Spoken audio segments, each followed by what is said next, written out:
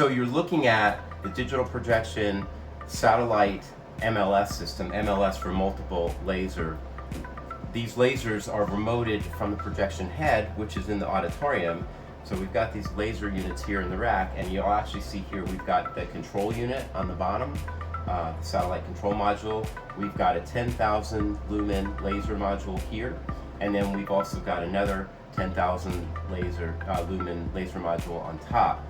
These two laser modules get combined together with a special, we call it the satellite link fiber optic cable, sort of like a Y adapter, so that you get both of them working together. And that cable, which is about 1 inch in diameter, feeds, in this case, 30 meters to the projection head, so that we have a system that is capable of 20,000 lumens in a projection head, which is very small compared to what size you would traditionally need for a projector with 20,000 lumens.